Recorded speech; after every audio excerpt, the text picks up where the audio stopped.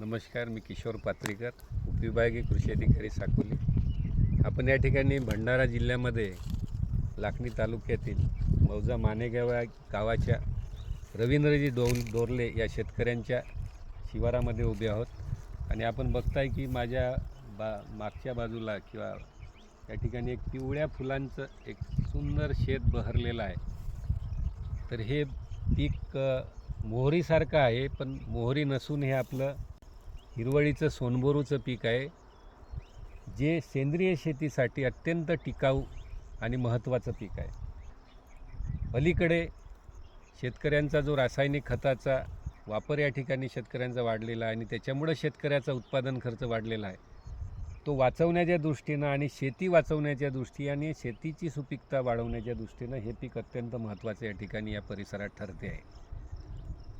याचं महत्त्वाचं कारण असं की हे पीक शेतकऱ्यांना तिहेरी नफा करून देते. एकतर शेतकऱ्यांनी लागवड केल्यानंतर जमिनीची सुपीकता वाढवते. दुसरं, शेतकऱ्यांनी स्वतःचं बियाणं तयार करून पुढे ज्या हंगामामध्ये जे भाताचं पीक तो घेणार आहे त्याला हिरवळीचं खत म्हणून तो वापर करणार आहे.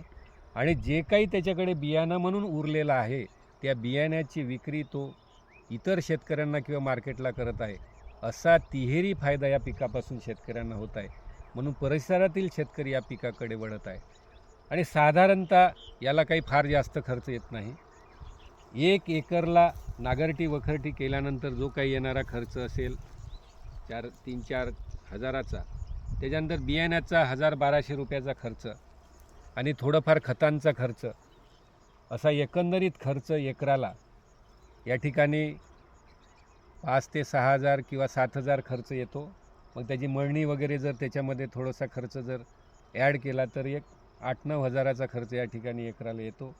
आणि साधारणतः 145 ते 150 दिवसानंतर हे पीक परिपक्व होते. साधारणतः या शेतकऱ्यांनी जे लागवड केलेली आहे नोव्हेंबरच्या शेवटच्या काळामध्ये, तर हे पीक जे आहे 5 महिन्यानंतर म्हणजे एप्रिलच्या शेवटच्या कालावधीमध्ये हे परिपक्व होणार आहे.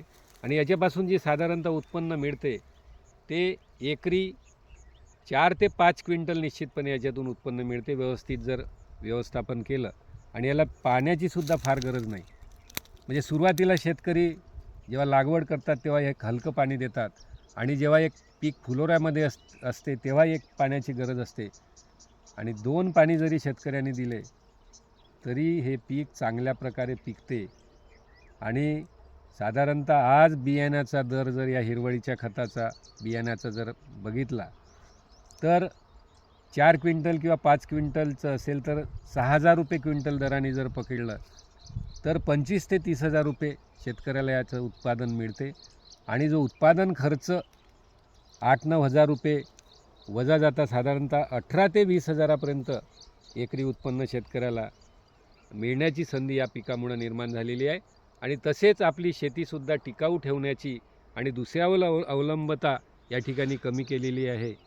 आणि अशा प्रकारे टिकाऊ शेती करता हे सोनबोरूचं सन्हेम ज्याला इंग्रजी म्हणतो हे पीक अत्यंत महत्त्वाचं या ठिकाणी ठरलेलं आहे. धन्यवाद.